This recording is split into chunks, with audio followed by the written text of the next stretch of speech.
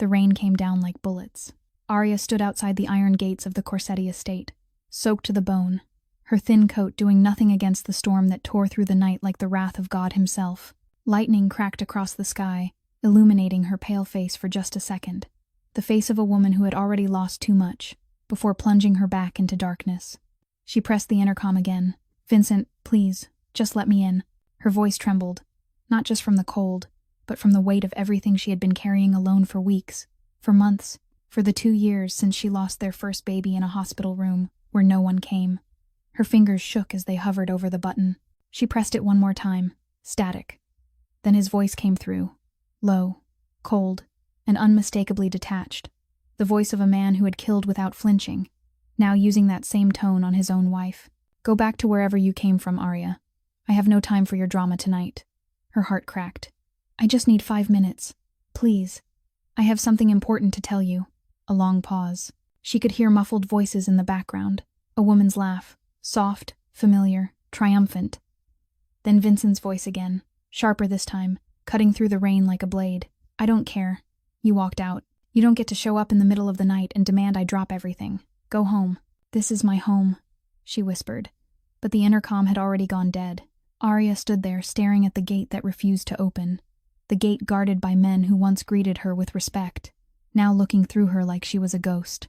The mansion loomed behind it, warm lights glowing in the windows, shadows moving inside. She could see the silhouette of someone walking past the curtains on the 2nd floor, in the master bedroom, her bedroom.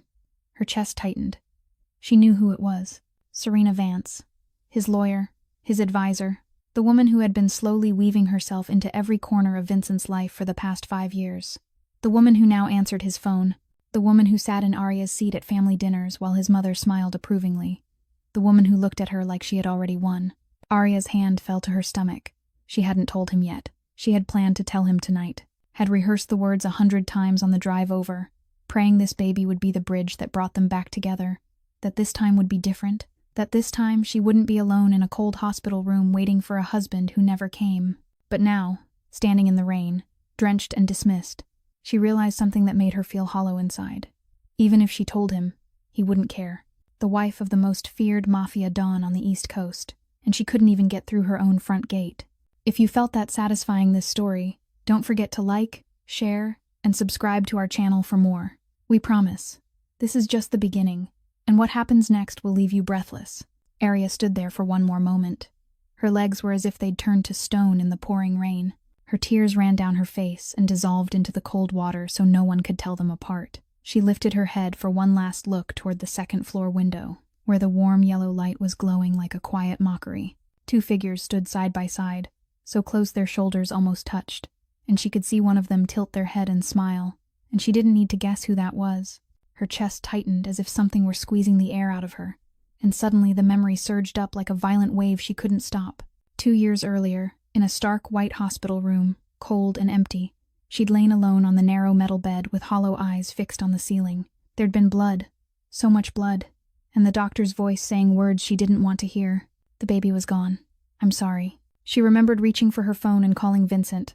Once, twice, 5 times, 10 times, 23 missed calls, and not once did he answer. She remembered the young nurse standing by her bed, looking at her with pity and asking where her husband was. Arya hadn't known what to say. She'd only stayed silent, with tears soaking into the pillow, facing the pain of losing her child alone, while the man who'd promised to protect her for life was in Sicily, busy with wars that didn't include her. When Vincent finally came back, everything was already over. He stood in the doorway of the hospital room and looked at her with eyes she couldn't read and said he was sorry. But what did sorry matter when she'd had to survive the worst moment of her life alone? Arya blinked and pulled herself back into the present. The rain was still falling as if it meant to drown her, and the iron gate was still closed as tightly as the heart of the man inside. Her hand slowly went to her stomach, where a tiny life was growing that didn't know how cruel the outside world could be. 8 weeks. Her child was only 8 weeks old. She whispered through the rain with a broken voice that she wouldn't leave her child alone. She promised she'd never let her child suffer what she'd suffered. Then she turned her back and walked step by step toward the car parked about 100 meters away, where darkness and storm were waiting. Her heels slipped on the wet gravel as she stumbled and nearly fell, her knee striking the frozen ground. It hurt, but she got up by herself, because there was no one to help her, and she didn't need anyone anymore. She was used to standing up alone. Once inside the car, Arya slammed the door and sat there in the dark, her whole body shaking. Rainwater ran from her hair down her face and neck, soaking into the thin coat that was completely useless. She reached into her pocket and took out the white envelope wrinkled from the damp. Inside was the ultrasound image, black and white and blurred. But to her it was the whole world. Her trembling fingers touched the tiny shape on the paper where her child existed even as just a dot. She'd written in the corner, "Hello, Dad. I'm waiting to meet you, but my father doesn't want to meet me. My father doesn't even want to open the door for my mother." Arya slid the picture back into the envelope and placed it carefully into her handbag on the passenger seat. She took a deep breath and tried to swallow the lump in her throat. She wouldn't beg anymore. Not ever again. She'd begged enough. She'd waited enough. She'd loved a man who didn't deserve her love enough. Her hand turned the key and the engine started. Arya drove away without looking back at the iron gate, without looking back at the yellow light on the second floor, without looking back at the man who'd once been her entire world. She didn't know this would be the longest night of her life. And she didn't know that eyes were watching her from the darkness, waiting for the moment she'd be completely alone. Vincent stood by the window of his study, a glass of whiskey in his hand, his gray eyes staring through the thick curtain of rain outside. He'd just turned off the intercom, and the silence in the room suddenly felt heavy enough to suffocate him. Below, he saw Arya's headlights turn on, the weak beams wobbling in the darkness, then slowly moving farther and farther away, until they were completely swallowed by the night and the storm. She was gone. He should have felt relieved. He should have felt that he'd done the right thing. But something inside his chest was shifting, like a block of ice pressing down on him, making it hard to breathe. Vincent frowned, raised the whiskey to his lips, and took a long drink, letting the burning alcohol slide down his throat as he tried to push that feeling as deep as he could. He was Vincent Corsetti. He wasn't allowed to be weak. He wasn't allowed to hesitate, but his eyes stayed fixed on the darkness where the headlights had vanished, and suddenly the memory came crashing back like a wave he couldn't control. 3 years earlier, at the Velvet Room, he'd been sitting alone in the darkest corner as always, his cold gaze sweeping the room and making everyone lower their eyes. The staff trembled when they came near his table, some of them even dropping their trays out of fear. And then she appeared. Arya. She walked up to his table with steady steps, set the glass down, and looked straight into his eyes. No bowing, no trembling, no avoiding his gaze. Her green eyes were clear like a spring lake, and in them he didn't see the fear he was used to seeing in everyone else. He only saw curiosity, stubbornness, and something that looked a little like challenge. "Do you need anything else, sir?" she'd asked, her voice calm, as if he were just an ordinary customer and not the most feared mafia boss on the East Coast. Vincent remembered being so surprised he couldn't speak for a few seconds. Then he remembered going back to that restaurant every day for 2 weeks, just to see her, to be served by her, to hear her voice. He remembered the first time he warned her, "I'm dangerous. Arya, you should stay away from me." And he remembered how she'd answered, her eyes not blinking as she looked at him. "The most dangerous thing is when I can't see you." In that moment, Vincent Corsetti, a man who'd killed without mercy, who ruled an entire underground empire, had fallen for a waitress who had nothing but her pride and eyes that could see straight through his soul. He'd stepped toward her and felt himself falling. Soft footsteps pulled him back to the present. Serena came to stand beside him, the faint scent of her expensive perfume in the air, her hand resting on his arm with a familiarity that had become routine over the past 6 months. "You did the right thing," Serena said, her voice sweet like honey. "She's always like that, dramatic, demanding. She doesn't understand how busy you are. You're the head of the Corsetti family. You carry an entire empire on your shoulders. You can't keep running after her unreasonable moods." Vincent didn't answer. He lifted the glass and drained it, the burning liquid sliding down but doing nothing to melt the ice in his chest. Serena's voice sounded sweet, but suddenly it felt flat to him, like a melody he'd heard too many times until it no longer meant anything. Serena went on, lowering her voice as if sharing a secret. "She left you last month. Remember? She walked out that door on her own.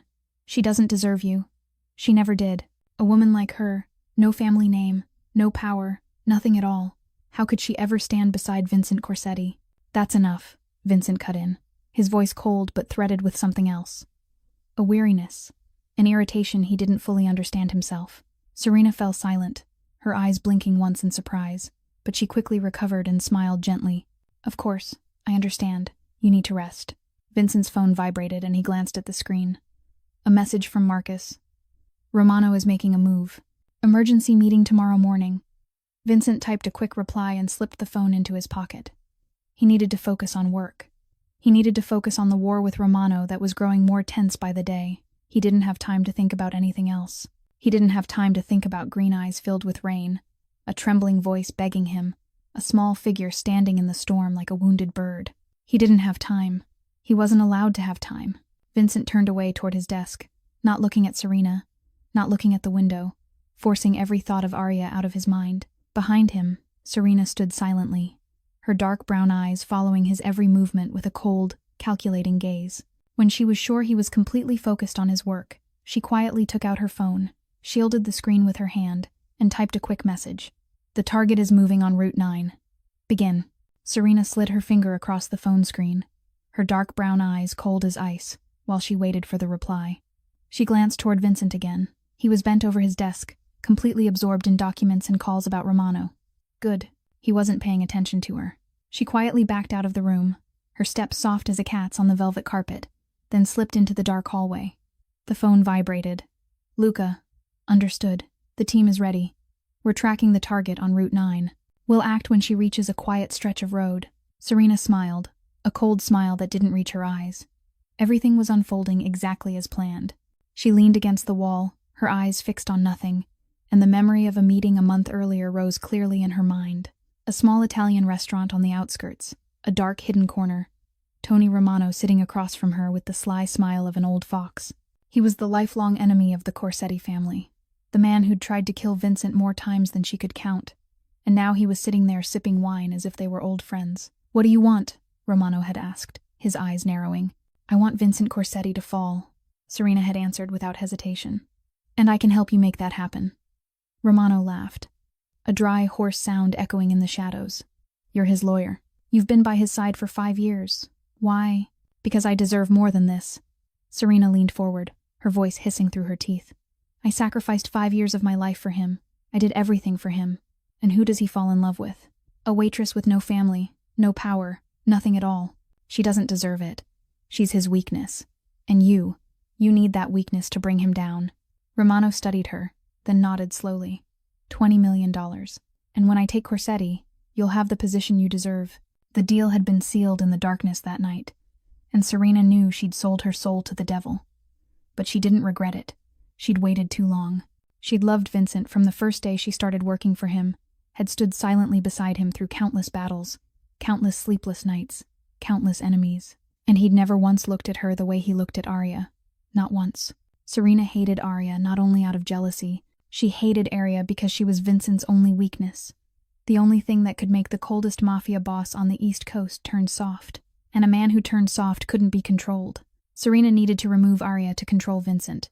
She needed him to belong entirely to her, or at least she needed him to fall far enough for Romano to strike, and then she'd rise to the throne from the ashes. Slow footsteps sounded at the end of the hallway, pulling Serena back to the present. Donna Corsetti approached, tall and elegant in a black dress, her silver hair neatly pinned up, her razor-sharp eyes sweeping over Serena before turning toward Vincent's office. What's going on? Donna asked, her voice cold and authoritative as always. I heard noise. Your daughter-in-law, Serena replied, deliberately stressing the words daughter-in-law with a hint of mockery. She came here demanding to get inside, crying and screaming like a madwoman in the rain. Vincent refused to see her. Donna snorted, her thin lips pressing into a hard line. More drama. I told Vincent already. That girl is the biggest mistake of his life, a stray cat picked up off the street. No family, no roots, nothing at all. She'll never belong to the Corsetti wolves. Donna paused, her eyes turning to Serena with a meaningful look. But you're different. You're educated. You have power. You understand our world. Serena lowered her head modestly, but inside she was smiling. You should stay by Vincent's side more, Donna went on, her tone softening slightly as if granting a favor. He needs a sensible woman beside him, not a girl who only cries and makes demands. I understand, Serena said, her eyes lowered but the corner of her mouth curving subtly. I'll always stay by his side. Donna nodded in satisfaction and turned away, her heels clicking down the hallway as she left. Serena stood watching her go, the smile on her lips slowly turning into something cold and frightening. Foolish old woman. She thought she controlled everything, but she didn't know a thing. After tonight, Arya would disappear. Vincent would fall. Romano would strike. And Serena would stand on the ruins of it all, claiming what she deserved. She looked down at her phone again. A new message from Luca appeared. The target is entering the area. 2 minutes to action. Serena deleted the message, slipped the phone into her pocket, and whispered into the darkness that after tonight, there would be no one left to stand in her way. Arya drove through the heavy curtain of rain, the wipers sweeping wildly across the windshield but still unable to keep up with the water pouring down like a waterfall. Route 9 stretched ahead of her like an endless black ribbon, flanked by ancient oak trees thrashing in the wind, their branches striking each other with eerie sounds like the whispers of ghosts. Where was she going? She didn't know. She only knew she had to get away from that iron gate, away from the warm yellow light on the second floor, away from the man who'd once been her entire world. Her hands gripped the steering wheel, her eyes fixed on the road, but her mind drifted back to the past, to the days before everything had fallen apart. She remembered that first day at the Velvet Room, remembered the gray eyes she had fallen in love with, and wondered why everything had shattered so completely. After that, everything happened like a storm. He fell in love with her. She fell in love with him. They married in a secret ceremony on a small beach on Long Island. Just the two of them. No family, no friends, because Donna Corsetti refused to accept a waitress as her daughter-in-law. But Arya didn't care. She had Vincent. She had his love. That was enough. The first months were happy like a dream.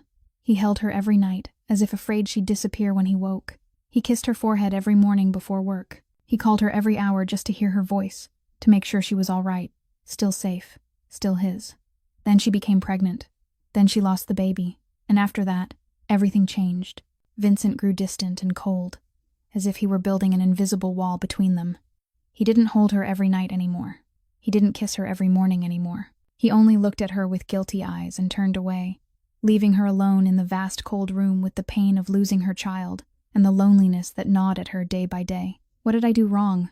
Arya asked herself for the millionth time since that day. What did I do wrong that he'd treat me this way? The phone on the passenger seat suddenly vibrated, pulling her back to the present. Arya glanced down and saw an unknown number. She picked up the phone, read the message, and felt her blood turn to ice. Did you really think you could just walk away? Her heart hammered in her chest. Who sent this? How did they know she'd gone to the Corsetti estate tonight? How did they have her number? Arya looked around the dark road, only her headlights cutting through rain and darkness. No other cars, no one else in sight. Just her, alone, in the storm. She typed a reply with trembling fingers. Who is this? Sent. Waiting. A minute passed. 2 minutes. 3 minutes. No reply. Arya tossed the phone onto the seat, unease rising in her chest like a cold wave. Something was wrong. Something was very wrong. She pressed harder on the accelerator, the car surging forward through the rain, and she had no idea that in the darkness behind her, the headlights of a black SUV had just turned on. The road grew emptier, the last houses long gone, leaving only endless black forest on both sides like walls of darkness. The rain kept falling without mercy, the wind whistling through the seams of the car doors and making eerie sounds like someone moaning in pain. Arya tightened her grip on the wheel, her eyes strained forward, trying to see through the blurred sheet of water. The headlights reached only a few dozen meters ahead, and beyond that small circle of light there was nothing but darkness. Darkness and rain. Rain and darkness. She was thinking about the mysterious message when she suddenly saw it. A figure, standing in the middle of the road, about 50 meters ahead. Arya screamed and slammed her foot on the brake in a desperate reflex. The tires shrieked on the flooded asphalt. The car skidded hard to the right, spun sideways, completely out of control. She clung to the wheel, her heart pounding madly as if it would burst from her chest, her mouth open but no sound coming out. For a split second, she thought she was going to die. She thought about the child in her womb, thought about how they'd both end here, on this empty road in the stormy night. Then the car stopped, less than a meter from the edge, where a black abyss dropped away below. Arya sat there, her whole body shaking, her breathing so fast her chest ached. She slowly lifted her head and looked ahead to where she'd seen the figure. There was no one. The road was empty, only rain and darkness. She blinked and looked again. Still, no one. Did I imagine it? Am I panicking so badly that I'm seeing things? Arya tried to calm herself, took a deep breath, then another. Her hands were still trembling as she steered the car back into the lane. The phone vibrated. Arya jumped, almost letting go of the wheel.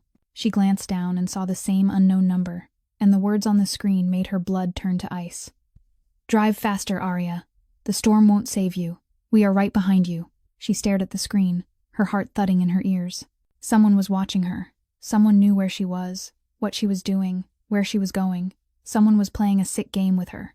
Panicking, Arya threw the phone onto the seat and hit the gas. She didn't care where she was going anymore. She just needed to run. Run far away. Run from this road, from this darkness, from whoever was watching her. The car surged forward, the engine roaring in the rain. Suddenly, a sharp crack tore through the night, and the vehicle shuddered as a bullet pierced the hood. But after only a few hundred meters, the engine began to sound wrong. Cough. No, Arya whispered, pressing the accelerator harder. No. The car lurched, jerked once, then again. The engine screamed as if it were dying, then cut out completely. The car slowed, slower, then stopped in the middle of the empty road. Arya twisted the key wildly, trying to restart it. The engine whined weakly, then went silent. She tried again, and again, and again. Nothing happened. She looked at the fuel gauge. It still read half a tank. It wasn't out of gas. Then realization hit her like a blow. That sharp crack earlier. It was a gunshot. They had shot the engine. Arya reached for her phone, meaning to call someone, anyone. But when she looked at the screen, her heart sank. No signal, not a single bar. She held the phone up, turned it this way and that, desperately searching for a connection. Nothing. She was trapped, alone, in the stormy night, on a deserted road with no one in sight, with someone watching her. Then she looked in the rearview mirror, and her heart skipped a beat. Behind her, about 100 meters back, the headlights of a black SUV had just turned on and were slowly moving closer. The black SUV stopped right behind Arya's car, its headlights blazing straight into her rearview mirror so brightly that she had to squint. Her heart was pounding wildly in her chest, her trembling hand reaching for the door lock. Lock it. She had to lock the doors. But just as her finger touched the button, the door on her side was yanked violently from the outside.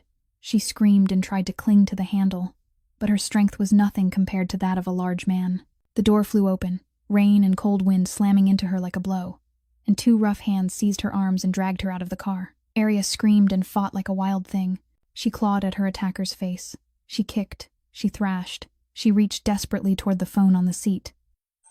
But a second man appeared, grabbed her by the hair, and jerked her head back. Pain ripped through her scalp and stole her breath. "Let go," she cried, her voice breaking and drowning in the roar of the rain. "Let me go. Who are you? What do you want?" No one answered. The two men in black, their faces hidden by hoods, hauled her toward the SUV like they were dragging an animal. Arya kept struggling. She bit one of them and heard him curse as he let go for a second. She tried to run, but her feet slipped on the wet asphalt and she fell hard. Pain. Her knee smashed into the road. Her hands scraped on gravel.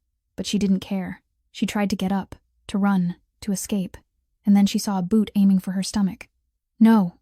Instinct took over. She curled tight, turning her body just in time. The heavy kick slammed into her lower back instead of her womb. She screamed in pain, but her arms remained locked around her belly. Her child, her 8-week-old child. She curled into herself on the road, using her body as a shield to protect the tiny life inside her, while the blows kept landing on her back. Her legs, anywhere they could reach. "Careful. Don't damage the merchandise," a voice spoke, and Arya froze. She knew that voice. She'd heard it hundreds of times at family dinners, at gatherings, in the moments when he'd smiled and handed her flowers on her birthday and said, "Happy birthday, sister-in-law." She slowly lifted her head, rain and blood running down her face, and she saw him, Luca, Vincent's cousin, the man she'd trusted, the man Vincent had treated like a brother. He stood there in a black coat, his eyes cold as he looked at her the way one looks at an animal about to be slaughtered. "Luca," Arya whispered, her voice shattered with pain and disbelief. How could you?" Luca smiled, a cold smile without feeling. "Sister-in-law," he said in a falsely gentle tone, "you chose the wrong side. The Corsetti family is about to fall, and you're going to be the most important piece on the board. You betrayed Vincent." Arya couldn't finish the sentence. The truth was too cruel, too painful. Luca, the man Vincent trusted completely, the man he'd protected for years, was the one stabbing him in the back. Betrayed. Luca tilted his head as if considering the word. "No, sister-in-law, this is the smart choice. Vincent thinks he's a king, but every king can be overthrown, and when he falls, I'll be the one standing on his body." He signaled to his men. Take her. And remember, she has to stay alive. She still has value. Arya tried to resist, but she was exhausted, her body aching everywhere, her head spinning from the blows. A man grabbed her arm, and she felt a needle pierce her neck, cold, then numb, then the world began to blur. Before darkness swallowed her completely, Arya whispered, her voice no more than a fading breath, "My child, I'm sorry." Her arms were still wrapped around her belly even as consciousness slipped away, the instinct of a mother stronger than fear, stronger than pain, stronger than death. Luca watched as she was lifted into the car, his eyes like ice. He took out his phone and typed a short message. "The target is secured. Clean the scene. Await further instructions." Then he turned and walked away, leaving Arya's car alone on the empty road, its door hanging open like a silent warning of what had just happened in the stormy darkness.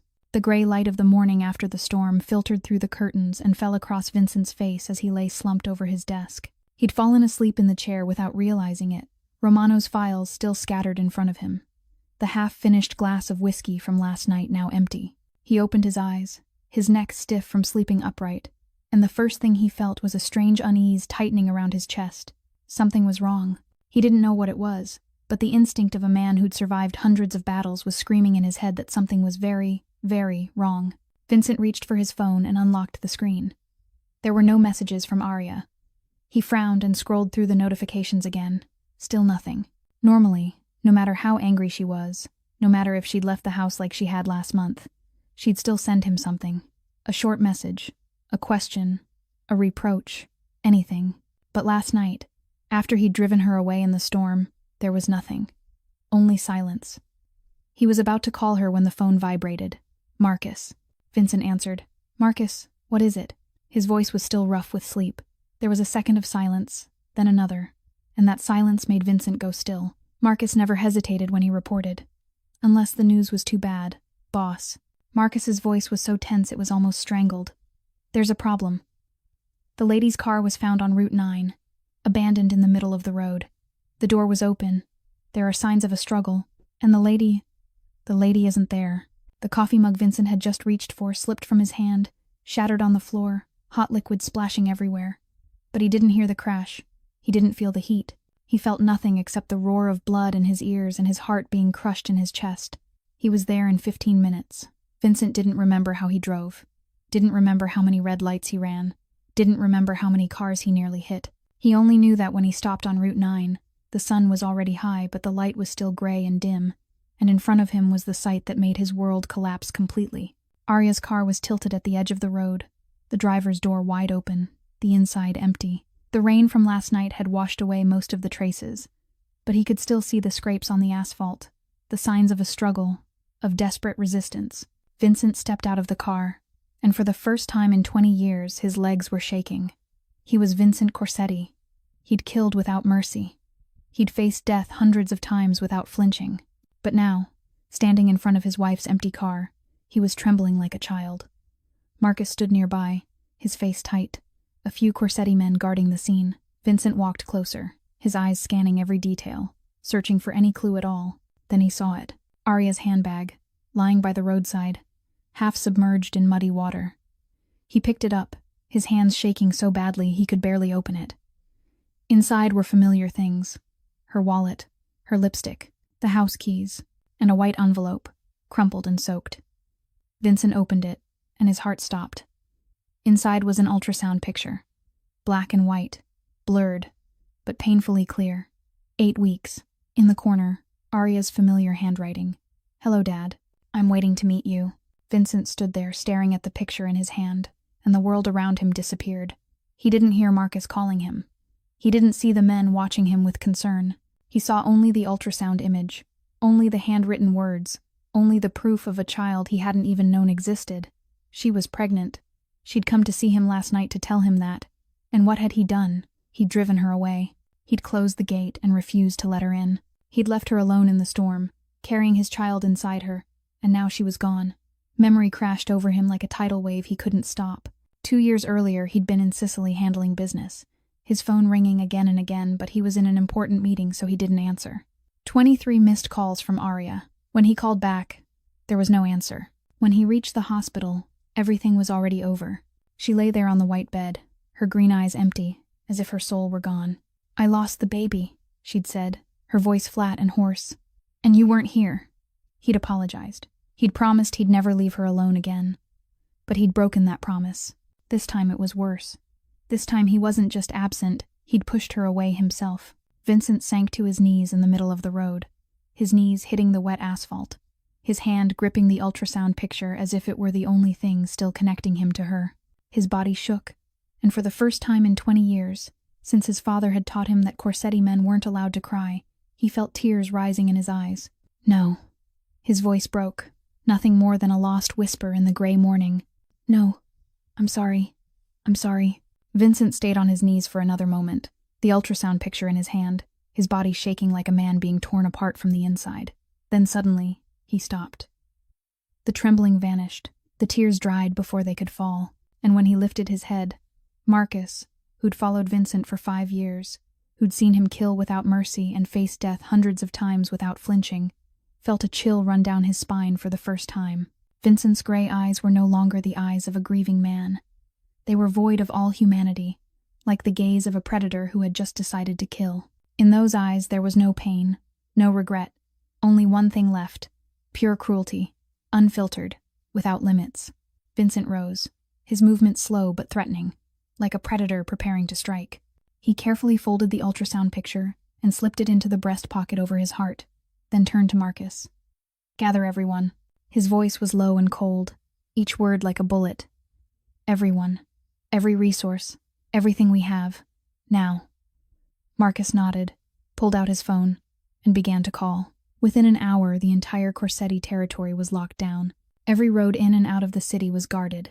Every airport, harbor, and bus terminal was under watch. The underground empire Vincent had spent decades building was now mobilized for a single purpose: to find Arya. Vincent sat in the meeting room of the Corsetti estate, surrounded by his most trusted lieutenants. Cold-blooded killers, brilliant hackers, insiders in the police, and the FBI, all were present. The air was so heavy no one dared meet the boss's eyes. $10 million, Vincent said, his voice cutting through the deadly silence. 10 million for anyone who brings me information about my wife, and 20 million for whoever finds her alive. He stood, his hands braced on the table, his gray eyes sweeping over every face. Turn this city upside down. Check every security camera within 50 kilometers of the site. Question everyone connected to Romano, from his soldiers to the street-level drug dealers. Miss no one. He paused, drew a slow breath, and when he spoke again, his voice dropped to a near growl. If we haven't found her by tomorrow noon, people will die.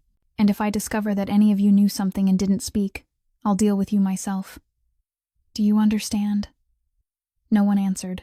They only nodded and hurried out to carry out their orders. The room emptied until only Vincent and Marcus remained. Marcus stood in silence, watching his boss.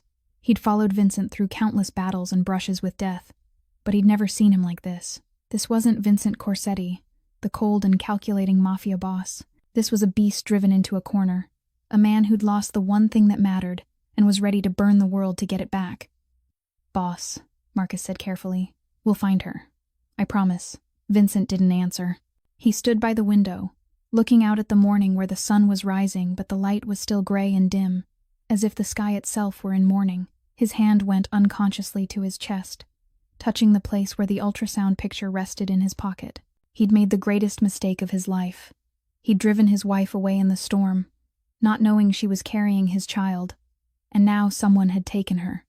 Someone had dared to touch what belonged to him. Vincent whispered, his voice only loud enough for himself, but carrying a vow that couldn't be broken. I'll find you. I promise. This time I won't fail. And whoever did this, whoever dared to touch you and our child, I'll make them beg for death. Serena arrived at the Corsetti estate in the middle of the morning, her face wearing a mask of concern crafted down to the smallest detail. She walked into Vincent's office carrying a cup of hot coffee, her dark brown eyes full of worry and care. Vincent was standing by the window with his back to her, his whole body pulled tight like a string about to snap. He didn't turn when he heard her enter, but Serena knew he was aware of her presence. I just heard the news, she said, her voice trembling as if she were suffering too. Oh, God, Vincent, I can't believe it. I came as soon as I found out. She set the coffee on the desk and stepped up beside him, placing a hand on his arm in a comforting gesture. It has to be Romano, she went on, lowering her voice as if sharing a secret. "They know Arya is your weakness. This is their tactic. To take her to pressure you. To make you lose your calm and make the wrong decisions. We have to stay calm. We have to think carefully before acting." Vincent didn't answer, but he nodded slightly. Serena had been at his side for 5 years. She was his lawyer, his advisor, someone he trusted almost completely. She'd never betrayed him, never given him reason to doubt her. In this moment, with his mind in chaos over Arya, Serena's words sounded reasonable. Romano had motive. Romano had means. Romano was the most obvious enemy. The click of heels sounded in the hallway, and the office door flew open. Donna Corsetti walked in, her posture straight and proud as always, her sharp eyes sweeping the room. She saw Serena standing beside her son, gave a small approving nod, then turned to Vincent. "I've heard about my daughter-in-law," she said, her voice cold and indifferent as if she were talking about the weather. "Maybe the girl just ran away on her own. She left once already, didn't she? Last month, don't you remember? Maybe this time she's gone for good and won't come back." Vincent froze. The whole room seemed to freeze with him. Serena felt the shift in the air and stepped back instinctively, her survival sense warning her that a storm was about to break. And she was right. "Be quiet." Vincent spun around, his gray eyes flaring like hellfire, his voice booming like thunder. Donna recoiled, her face going pale in an instant. In 36 years of Vincent's life, he'd never raised his voice at his mother. Not once, until today. "Arya is pregnant." Vincent stepped toward his mother, each step heavy as lead, his voice shaking with restrained fury. "My child, your grandchild, and you dare stand here and say she ran away." Donna opened her mouth to speak, but Vincent didn't let her. "If you say one more word about Arya, just one more word, you'll leave this house. I don't care that you're my mother. I don't care who you are. Arya is my wife, the mother of my child. And if you can't respect that, you don't have a place in this family anymore." Donna stood there, her face shifting from pale to a deep red, anger and humiliation mixing into something ugly and twisted. She wanted to argue, to scream, to remind her son who she was and what power she held in this family. But Vincent's eyes silenced her. That wasn't a son's gaze. It was the gaze of a mafia boss ready to kill anyone who stood in his way. Donna turned and stormed out, her heels striking angrily down the hallway. Serena stood in silence and watched it all, and inside her a cold feeling began to spread. She'd underestimated Vincent's love for Arya. She'd thought he'd grown cold, grown tired, grown ready to let go. But she was wrong. He loved Arya more than anything in the world, even more than his own mother. The plan had to change. The door opened again, and Marcus came in, his face tight. "Boss," he said gravely. "We checked the surveillance footage from the gas station at the entrance to Route 9. We found footage of a black SUV following the lady's car, with fake plates. But there's a problem." "What problem?" Vincent asked, his eyes narrowing. Marcus hesitated a second, then went on. The driver stopped for gas before following her. When he reached for the pump, the camera caught his arm. He has a tattoo. A Corsetti family tattoo. Vincent froze for the second time that day, and this time the silence stretched until it was suffocating. "A traitor," he whispered, his voice so cold it could freeze the room. "Inside my own house." Darkness was the first thing Arya became aware of when she slowly came to. Thick darkness, cold and heavy, and the smell of damp mold filling her nose made her want to retch. Her head throbbed as if it were being split by a hammer, her temples pulsing with each heartbeat, and when she tried to move, she realized her hands were bound tightly behind her back with a coarse rope that was cutting into her skin. Her mouth was sealed with tape, forcing her to breathe through her nose in shallow, panicked breaths. But her first thought wasn't of herself. It was of her child, her baby. Arya tried to sense her belly, searching for any sign that the tiny life inside her was still all right. She didn't feel pain there. She didn't feel blood, and that gave her a fragile thread of hope in the darkness. "Please," she prayed silently, "please let my child be safe." As her eyes adjusted, she began to see her surroundings. It was a damp, underground storage room, the smell of salt and rust heavy in the air, with old fishing chains hanging from the ceiling. The ancient brick walls were flaking, the damp earth floor cold beneath her thin clothes. A heavy iron door stood across from her, and a faint strip of light leaking through the gap above it was the only illumination in the suffocating space. Arya tried to steady herself, remembering what Vincent had taught her in the early days of their marriage, when he knew she could become a target as the wife of a mafia boss. "If you're taken," he'd said, his voice serious with worry, "don't panic. Observe your surroundings. Learn what the enemy wants. Wait for the moment. And when the chance comes, Act fast and without hesitation. Back then she'd smiled, thinking she'd never need those words. Now, in this dark, damp cellar, she was deeply grateful he'd prepared her. The sound of keys clinking echoed, then the iron door creaked open. Light flooded in.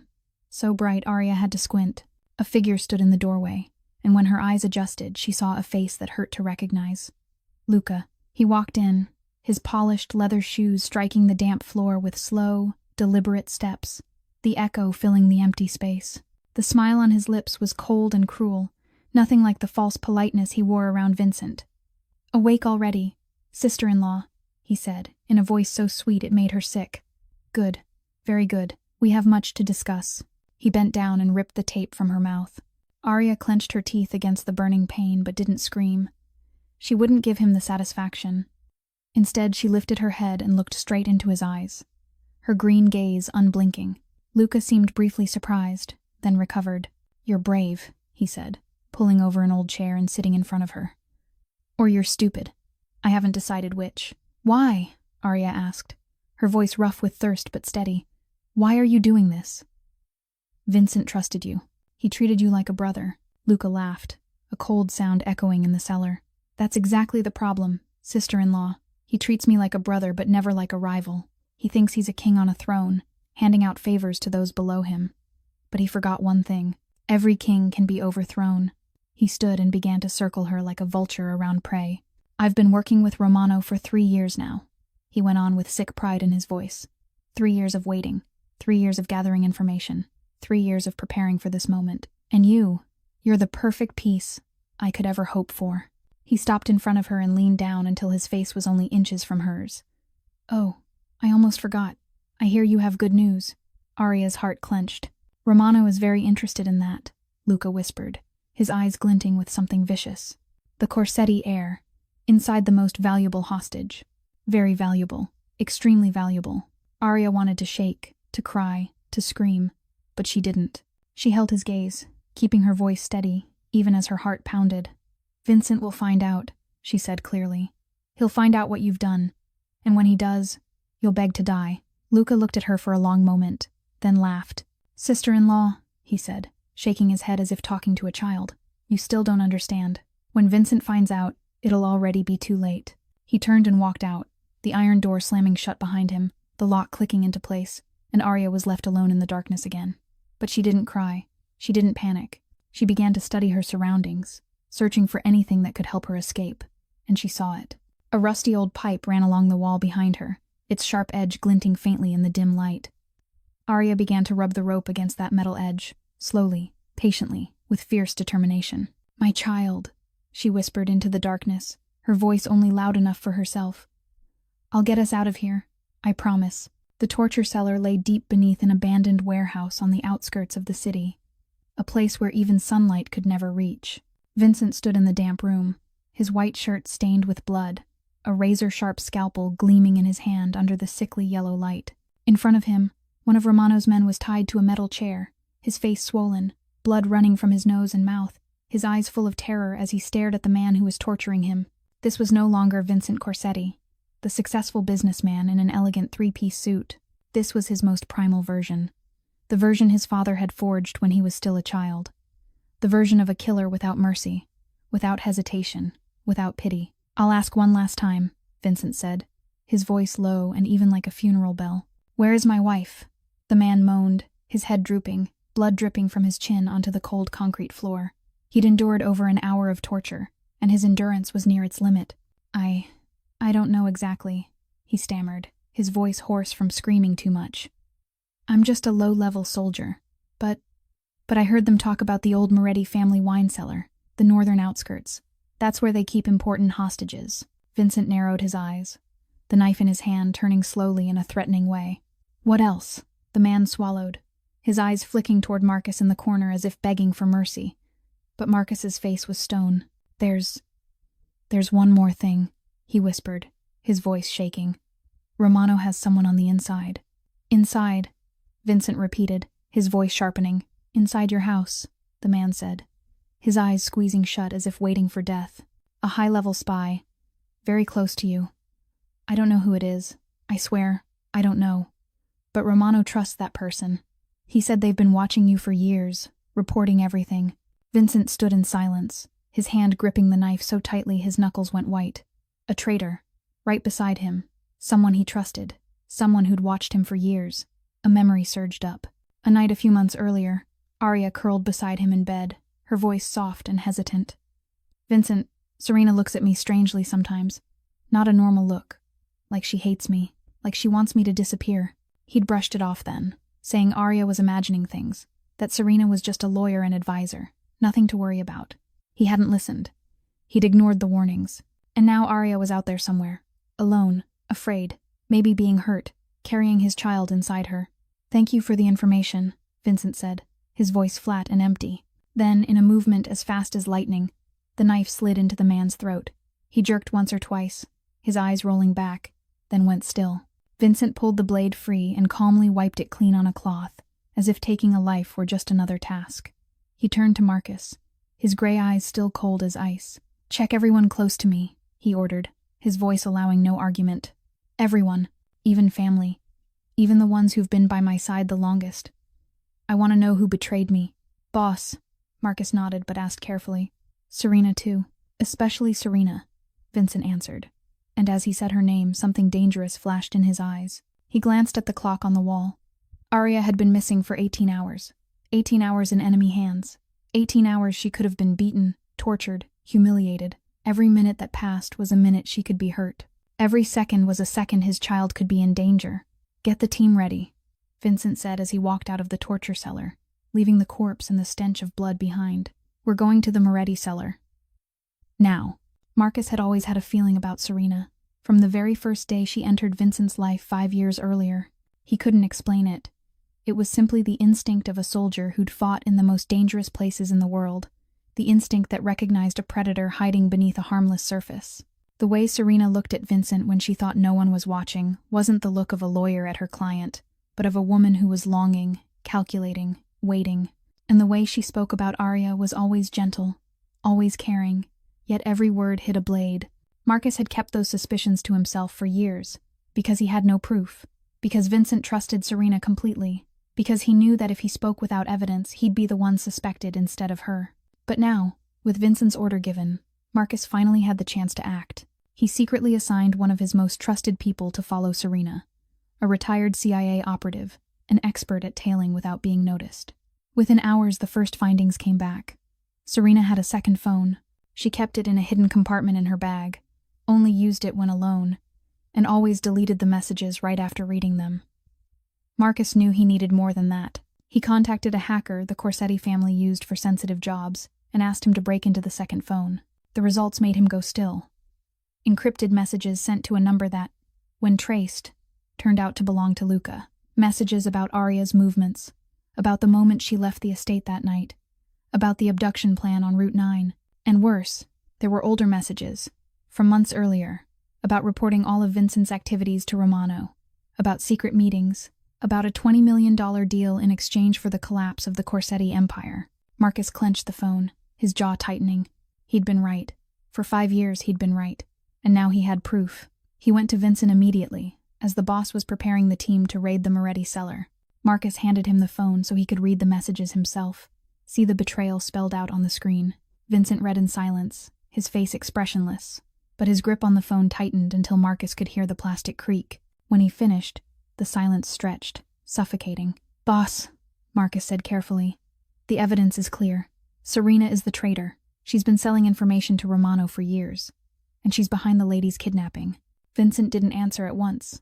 He stared down at the phone, his gray eyes rereading the messages as if searching for some flaw, some sign that this was only a mistake. "Serena's been with us for 5 years," he said at last, his voice low and heavy. 5 years. She's never betrayed me. Not once. "Boss, it could be a trap," Vincent cut in, his eyes narrowing with suspicion. "Romano knows I'm hunting for a traitor. He could have planted these messages to divide us, to make me eliminate my closest ally with my own hands." Marcus wanted to argue, to point out that the evidence was far too clear to be fake, to remind Vincent that Arya had warned him about Serena, and he hadn't listened, but he knew his boss. Vincent was loyal to an extreme, and once he trusted someone, he didn't let go of that trust easily, even when the evidence was right in front of him. "Boss," Marcus said more firmly, I understand you want to trust Serena, but at least watch her. Don't let her know any of our plans to rescue the lady. If I'm wrong, we lose nothing. But if I'm right..." Vincent was silent for a long time, then finally nodded. "All right. I won't tell her about the raid," Vincent said. "I've already placed a shadow team on the estate perimeter," Marcus added, his voice low but assured. "Every exit is covered. She thinks she's safe, waiting here for news of your death, so she won't run yet. But if she tries, she won't make it past the gate." "Good," Vincent replied. "But I need to focus on saving Arya first. We'll deal with Serena later." As if on cue, the door opened, and Serena walked in, her face full of practiced concern. "Vincent, I heard you're going somewhere. Any progress on Arya? Is there anything I can do to help?" Vincent looked at her, and for the first time he saw what Marcus and Arya had seen for so long: the falseness in her smile, the calculation in her eyes, the sweetness that felt wrong in every word. "No," he said, his voice calm to the point of cold. "You stay here. I'll handle it." Then he turned and walked away, leaving Serena standing there with a smile slowly fading from her lips. The old Moretti family wine cellar lay on the northern outskirts of the city, a derelict red brick building abandoned for decades, weeds choking its surroundings, windows shattered, roof tiles collapsed in patches. Vincent led a team of 15 men, all heavily armed, moving into the darkness under the pale moonlight. His instincts were screaming, the survival sense honed through hundreds of battles warning him that something was wrong. The place was too quiet, too empty. If Arya were being held here, there should have been guards, vehicles, signs of activity. But there was nothing. Only darkness and deadly silence. "Fall back," Vincent ordered, tension tight in his voice. "It's a trap. Fall back now." But it was already too late. Headlights flared from 3 directions, blinding enough to make them squint. Then gunfire exploded, bullets raining from every side. An ambush. Vincent dove behind a crumbling wall, drew his gun, and returned fire.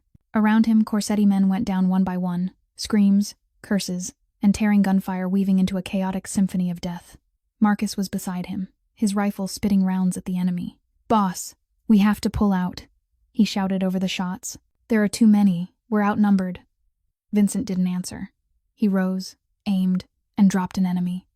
Then a ripping pain tore through his left shoulder and he staggered. He'd been hit. Warm blood ran down his arm, soaking his sleeve, but he didn't stop. He couldn't stop.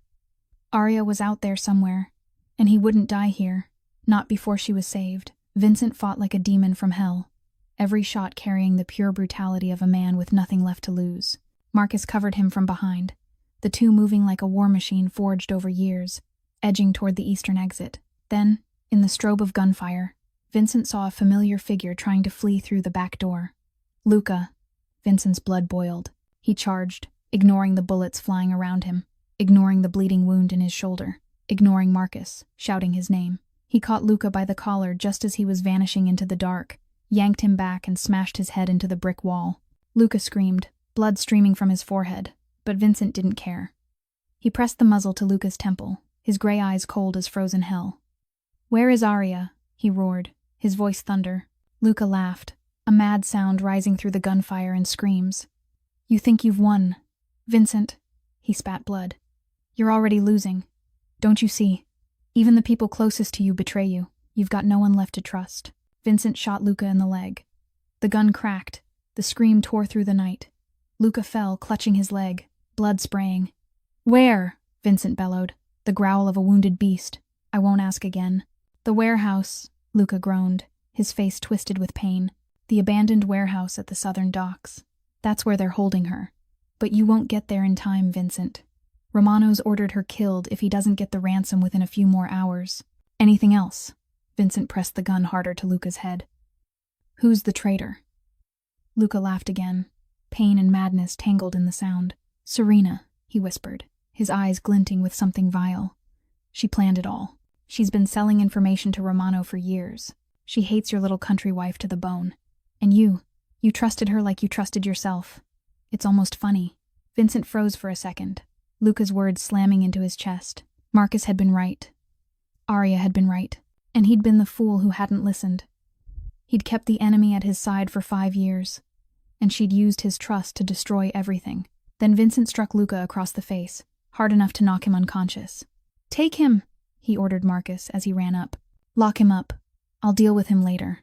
Marcus nodded and signaled the remaining men to take Luca away. And now, boss, what do we do? Now, Vincent said, his eyes icy but burning with urgency. He turned to Marcus, his voice leaving no room for argument. Send a team to the estate immediately. Lock Serena in the basement and guard her with your life. She doesn't leave until I return. He checked the magazine of his gun, ignoring the pain in his shoulder, and looked toward the south where the dark sky loomed. Gather everyone else. We go to the southern docks.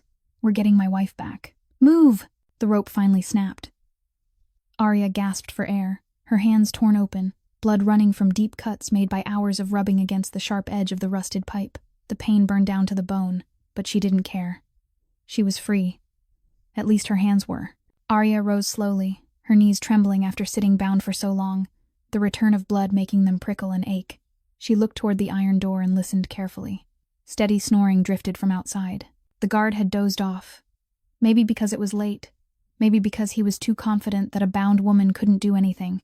He was wrong. Arya crept to the door, her heart pounding so hard she was afraid the sound alone would wake him. She pushed the door inch by inch. It creaked softly and she froze, holding her breath. The guard shifted, muttered in his sleep, then snored again. Arya slipped through the narrow gap into the dark corridor. She climbed a short flight of stairs and emerged from the basement level into the main floor of a massive warehouse at the southern docks. The faint smell of sea salt and rust filled the air, confirming she was far from the Moretti cellar. The place was larger than she'd imagined, tangled passages like a maze, crates stacked high like mountains forming temporary walls. Darkness everywhere, broken only by a few dim yellow bulbs hanging from the ceiling. She heard voices somewhere in the distance. Laughter from the kidnappers, the clink of beer bottles. They were drinking, celebrating, thinking their prey was still tied in the cellar. Arya moved between the shelves, searching for a way out. A door, a window, anything. Then she saw it. An iron door at the far end of the warehouse, faint light leaking from the crack beneath it. An exit. She was moving toward it when a shout exploded behind her. The bitch is running. Find her. Now. Arya ran. She no longer cared about being quiet. She ran with everything she had left, bare feet slapping the cold concrete, her breath so fast her chest felt like it would burst. Her belly ached with every step, but she didn't stop. She couldn't stop. Heavy footsteps thundered behind her, closer and closer. A rough hand grabbed her hair and yanked her back, and Arya fell hard to the floor. She curled instantly, both arms wrapping around her belly, shielding her child with her own body. The first kick struck her back, pain tearing through her. The second hit her hip. The third missed as she rolled aside. You think you can run? You little bitch! The kidnapper roared, stepping toward her to grab her again. But as she rolled, Arya's hand closed on something sharp on the floor, a shard of broken glass. She clenched it, the edge slicing into her palm, blood spilling wet and warm, but she didn't let go. When the man bent to pull her up, Arya stabbed the shard into his leg. He screamed, the sound echoing through the warehouse, and collapsed, clutching himself. Arya scrambled up and ran again, blood dripping from her hand onto the concrete. She heard shouting behind her, feet pounding, voices calling out. They were all after her now. She slipped through shelves, crates, shadows, losing herself in the maze of the warehouse. At last she found a narrow hollow behind a stack of dusty old crates, just big enough to hide her body. Arya crouched there with her back to the wall, trying to quiet her ragged breathing. Her whole body hurt, her hand was bleeding, her belly throbbed in dull waves. But she was alive. Her child was alive. She laid a hand over her stomach, feeling the faint warmth within, and whispered into the darkness. My child, I'm sorry. I'm sorry I let you go through this, but be strong, all right. Just wait a little longer. I'll get us out of here. I promise. Then she heard it. Gunfire bursting in the distance. Shouts. Chaos. Someone was attacking the warehouse. Arya's heart stuttered, hope and terror crashing together inside her. Someone was coming. But was it them, or was it him? The main door of the warehouse was blown open by a grenade, the blast tearing through the night, and Vincent Corsetti walked through the smoke and fire like a demon rising from hell. His gray eyes were focused with lethal precision. His shoulder was still bleeding, but he felt no pain. He felt nothing except one single thing, the determination to get his wife back at any cost. The gun in his hand fired again and again, every shot finding its mark, every enemy in his path falling. Behind him, Marcus led the Corsetti men in like a flood, gunfire, shouts, and shattering glass merging into a violent storm of chaos. Vincent moved like a killing machine, fast, precise, and merciless, without a trace of hesitation. One of Romano's men rushed out from behind a stack of crates, and Vincent shot him before he could even raise his weapon. 2 more came from the left, and Marcus dropped both with clean shots. They pushed deeper into the warehouse, stepping past fallen enemies and dark pools on the floor, never stopping, never looking back. "Arya!" Vincent shouted her name, his voice echoing through the vast space. "Arya, where are you?" There was no answer, only gunfire and screaming. Vincent tore through room after room, searching every shadow, every corner, desperate for any sign of her. He found the cellar where she'd been held, the broken rope on the floor, dried blood on the edge of the rusted pipe, and his heart clenched with pain and hope at once. She'd freed herself. She was somewhere in this warehouse. "Boss, movement on the east side," Marcus shouted through the radio. Vincent ran that way, ignoring the bullets still flying, ignoring the danger, ignoring everything. And then he saw her. Arya was crouched in a dark corner behind a stack of crates, her hands bloody, her face bruised, her clothes torn. But her green eyes were still bright, still fierce, still the eyes that had undone him from the very first moment. They looked at each other, and time seemed to stop. Amid the gunfire, the shouts, the chaos and destruction, they saw only each other. Vincent dropped to his knees in front of her, his hand trembling as he touched her cheek, as if afraid she was only a vision that would vanish if he touched her. Are you all right?" His voice broke, his gray eyes full of fear and pain. Arya looked at him, tears running down her face, mixing with dust and blood. "The baby," she whispered, her hand on her stomach. "Our baby." "I know," Vincent said, his voice shattered. "I saw the ultrasound picture. I'm sorry. I'm so sorry. I'm sorry I didn't listen, that I drove you away, that I let this happen. I'm sorry." He was pulling her into his arms when a cold voice sounded behind them. Very touching. Truly touching. Vincent spun around, pushing Arya behind him protectively. Tony Romano stood about 10 meters away, a middle-aged man with gray hair, a hard-lined face, and eyes cold as a snake's, more than a dozen men around him with guns raised. He smiled with cruel contempt. "Vincent Corsetti," he said sweetly. "At last we meet. I've waited a long time for this moment. Tonight I'll end the Corsetti line. Both you and your little wife will die here." Vincent stood straight, shielding Arya completely with his body, his eyes like frozen hell. "You won't touch her," he said, every word carved from stone. Romano laughed and gestured for his men to fire. He didn't finish the gesture before a shot rang out from above, and one of his men fell, then another shot, and another. Marcus and the snipers had taken position high above, and were taking Romano's men down one by one. Chaos erupted. Romano shouted orders. His men fired wildly, but they were being hit from above and couldn't see their attackers. Vincent used the opening and fired. The shot struck Romano in the knee, and he went down with a cry. Vincent walked to him, pinned him to the floor, and aimed his gun at his face. "You touched my wife," Vincent said, his voice no longer even sounding human. "You die slowly." He fired again and again into Romano's limbs, each shot deliberate, leaving him in pain and terror, letting him fade in suffering. When Vincent turned back, Arya had collapsed from exhaustion. He lifted her into his arms, holding her close, feeling her faint breath against his neck. She was alive. Their child was alive, and he would never let her be taken from him again. The white hospital lights were so harsh that Vincent had to squint as he stepped through the emergency room doors. Arya lay on a gurney, her face pale as paper, her eyes closed. Doctors clustered around her, checking every injury. Vincent stood there, his hands still stained with blood, hers, his enemies, his own, and he refused to let anyone tend the wound in his shoulder. He didn't care about himself. He cared only about her, about the child in her womb, about whether they were safe. Time dragged like torture. Every minute felt like a year, every second of silence like a century. Vincent paced the corridor, his gray eyes fixed on the emergency room door, and for the first time in his life, the most feared mafia boss on the East Coast prayed. He prayed to any god that might be listening, that she would live, that their child would live, and he'd do anything to make it right. Then the door opened and the doctor stepped out, looking tired but faintly relieved. "She has minor injuries in several places, many bruises and abrasions, and she needs complete rest for some time." The doctor looked at Vincent, his gaze pausing for a moment on the blood on Vincent's shirt, but he didn't ask. "And the fetus is safe. The baby is perfectly healthy," Vincent sagged. His legs nearly gave way in the middle of the corridor, as if a crushing weight had just been lifted from his shoulders. He didn't cry, but his body shook, and it took a few seconds before he could stand again.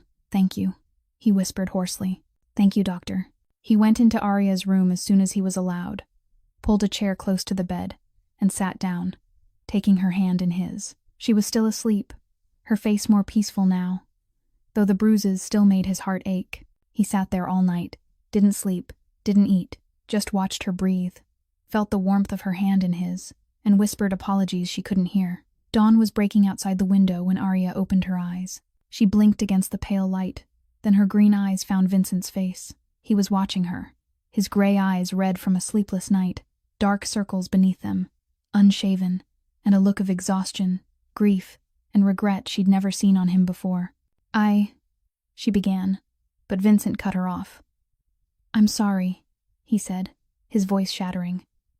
"I'm sorry I sent you away in that storm. I'm sorry I didn't open the gate for you. I'm sorry I didn't listen when you warned me about Serena. I'm sorry I grew distant and cold and left you alone for months. I'm sorry for everything." "Why did you come?" Arya asked weakly. "Why did you come to save me after everything that happened?" "Because I can't live without you," Vincent answered without hesitation, his eyes holding hers with absolute honesty. "I lost you once when you left, and I thought I could bear it. I thought I was strong, but when Marcus called and said you were missing, when I stood beside your empty car on Route 9, when I found the ultrasound picture in your bag." He stopped, drew a deep breath, his voice trembling. "I broke, Arya. I knelt in the road and almost cried. Something I hadn't done since I was a child. And I realized that without you, I'm nothing. Power, money, the Empire, all of it is meaningless if you're not beside me." "But you closed the gate," Arya said softly, tears sliding down her cheek. "You sent me away in the storm when I was carrying your child." Vincent bowed his head until his forehead touched her hand on the bed. "I know. And I'll never forgive myself for that. But if you give me a chance, I'll spend my whole life making it up to you. I'll spend my whole life proving I deserve you, and our child." Arya didn't answer. She only turned her face away, tears falling silently onto the pillow, but she didn't pull her hand from his. And for Vincent, that was everything he needed for now. Arya returned to the Corsetti estate after 3 days in the hospital, but she didn't go back to the master bedroom. She chose the guest room on the first floor, much smaller than the vast master suite upstairs, the room where she and Vincent had shared their happiest nights and their loneliest ones. She didn't refuse out of anger, or at least she wasn't sure it was anger. She only knew she wasn't ready to go back there yet, not ready to lie in the bed where she'd cried alone so many nights while her husband was somewhere else, with work, with Serena, with anything but her. Vincent didn't argue. He didn't persuade her, didn't push, didn't complain. He only nodded, carried her bags downstairs himself, arranged the room to be as comfortable as possible, and said, "I'll be right outside if you need anything. Anytime." And he kept his word. Every morning when Arya woke up, there was a breakfast tray on the table beside her bed. Toast, fried eggs, fresh orange juice, and a small flower in a glass jar. She knew Vincent made it himself because she'd seen him in the kitchen at 5 in the morning, awkward with the frying pan like a child learning to cook. The most feared Mafia boss on the East Coast, a man who'd killed without hesitation, now learning how to fry eggs for his wife. He canceled all meetings, refused all work, handed the Empire to Marcus to run for a while. He stayed home, moving quietly through the estate, always close enough that Arya knew he was there if she needed him, but far enough to give her space. He brought her water when she was thirsty, tucked a blanket over her when she fell asleep on the sofa, read to her even when she pretended not to listen. He did all the small things he'd never done in their 3 years of marriage, the things she'd longed for until it hurt. A week after Arya came home, Donna Corsetti appeared. She entered the estate with her usual proud bearing, cold eyes sweeping over the living room where Arya was resting. "So the daughter-in-law is back," she said flatly. "I thought after everything that happened she'd have enough self-respect to leave for good. A family like ours doesn't need people who bring trouble." Vincent walked in at that moment, and what happened next made Arya doubt her own eyes. "Get out," Vincent said, his voice cold as ice, gray eyes fixed on his mother without a flicker. Donna froze, her face changing color. "What did you say?" "I told you to leave." Vincent stepped between his mother and his wife, a wall shielding Arya from any harm. "You're my mother and I'll always respect you for that. But Arya is my wife. She's the mother of my child. She's my family. If you can't respect her, if you can't accept her, then you have no place in this house." You choose. Donna stood there, her face dark with rage and humiliation, lips trembling as if to speak, but no words came. She looked at her son, at the cold resolve in his gray eyes, and she knew she'd lost. Donna turned and left, the door slamming behind her, and that was the last time she set foot in the Corsetti estate. Vincent turned back to Arya, his eyes softening. She was crying, not from sadness, but because for the first time in 3 years, she felt protected. She felt chosen. Serena was dealt with too. Vincent told her one night when she asked. She was taken onto a boat off the coast that same night. She won't be coming back, and she won't ever hurt anyone again. That was the only justice the Corsetti family recognized. As for Luca, Vincent didn't go into detail, and Arya didn't ask. She only knew that the traitor was taken to the deepest cell of the estate, destined to never see the sunlight again. She knew the rules of that world, and she knew some things were better not known. One night a few weeks later, Arya had a nightmare. She dreamed she was trapped in the dark cellar again, dreamed of Luca's smile over her, dreamed of blood, too much blood, and she screamed in her sleep. Vincent was there in seconds, holding her, keeping her in his arms until her shaking stopped. "I'm here," he whispered into her hair. "You're safe now. I'm here," Arya cried in his arms. And for the first time since being rescued, she let herself truly cry, for all the fear, the loneliness, the pain she'd held in for so long. "I'm afraid of losing the baby," she whispered in the dark. "I'm afraid it'll be like last time. This time I'll be here," Vincent said firmly and gently. "Every step, every second, every moment. I promise, I won't leave. Not ever again." Arya looked up at him in the dark, her green eyes wet, meeting his gray eyes full of sincerity. "I want to believe you," she whispered. "But I need you to prove it. Not with words, with actions." Vincent nodded and kissed her forehead. "I will. Every day. Until you believe." 6 months later, the Corsetti estate was no longer the cold, shadowed place it once had been. Sunlight poured through the tall windows. Birdsong drifted in from a garden that had come back to life after that terrible storm. And in the small room at the end of the second-floor hallway, Arya stood in the perfectly prepared nursery, one hand resting on her round belly at 32 weeks, the other holding a tiny velvet teddy bear. She smiled, her green eyes bright with happiness as she looked around the room. Soft cream-colored walls, a hand-carved oak crib by the window, shelves filled with picture books and toys, a wooden rocking chair Vincent had chosen himself so she could rock their baby each night. Everything was perfect. Everything felt like a dream she hadn't dared to dream 6 months earlier, when she'd stood in the rain before a locked iron gate, thinking her life was over. Vincent appeared in the doorway, leaning against the frame, his gray eyes gentle as he watched his wife. He'd changed so much in the past 6 months, no longer the distant, cold mafia boss, but a man who knew how to love, how to care, how to put his family first. He still ran the Corsetti empire, but he'd learned balance, learned to come home on time, learned to stand beside his wife at every doctor's visit, learned to hold her hand when she was afraid, and learned to tell her he loved her every day instead of keeping it locked inside. "You've been standing in here for an hour," he said, stepping up behind her and wrapping his arms around her, his hands resting gently on her belly. "Aren't you tired?"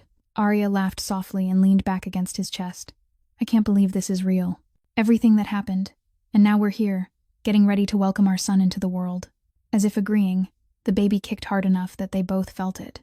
Vincent laughed, a warm, genuine laugh she'd once feared she'd never see again. "He's strong," he said proudly, "just like his father." Arya turned in his arms and looked up into the gray eyes she'd fallen in love with the first time she saw them. "You've truly changed," she said quietly and sincerely. "I've seen it every day these past 6 months, and I want you to know that I've forgiven you. Not because I've forgotten what happened, but because you've proven with your actions that you deserve that forgiveness." Vincent looked at her, his eyes shining, and he bent to kiss her forehead. "You gave me a reason to change," he whispered. "You and our child, you're everything I need." They stood there in the nursery, holding each other, feeling each other's warmth, feeling the gentle movements of the little life soon to be born. Outside the window, the garden was full of spring flowers, branches reborn after that devastating storm, just like their love, which had almost died and then come back to life, stronger, deeper, and more beautiful than ever. That night, after Arya had fallen asleep, Vincent sat in his study, looking at 2 framed ultrasound images on the wall. The first was the one he'd found in her bag on Route 9 that stormy night, 8 weeks, crumpled and soaked but painfully clear. The second was the latest, 32 weeks, a sharp image of a healthy baby boy waiting to be born. His phone buzzed, a message from Arya. "Come to bed. Our son's kicking a lot. I think he wants to say goodnight to his dad." Vincent smiled, turned off the light, and went upstairs. When he lay down beside Arya and placed his hand on her belly, the baby kicked again, as if in greeting. "We're going to be all right, aren't we?" Arya whispered in the dark. Vincent kissed her hair. "We're going to be all right, I promise." The storm had passed, and from the ruins of betrayal, of wounds, of lonely nights and tears, they had rebuilt from the beginning, not because forgiveness was easy, but because love was worth the effort. Vincent Corsetti, the most feared mafia boss on the East Coast, had learned the most important lesson of his life. That power can buy almost anything, but only real love and true change can keep the person you need most by your side. This story reminds us that in life, we sometimes hurt the people who love us most, through indifference, through distance, through putting work or other things above family. But it's never too late to change, never too late to say you're sorry, and never too late to prove love through actions instead of words. Cherish the people beside you while they're still here. Don't wait until they're gone to realize how much they matter. If this story touched your heart, please subscribe to our channel, like and share this video, so we can keep bringing you moving stories every day. We'd love to know how you felt about this story, whether it reminded you of someone in your own life, and what lesson you took from it. Leave a comment below to share what's in your heart. We truly value and read every message. Thank you for watching until the very end. We wish everyone watching this video good health, a joyful life, and peace every day. Goodbye, and see you again in the next video.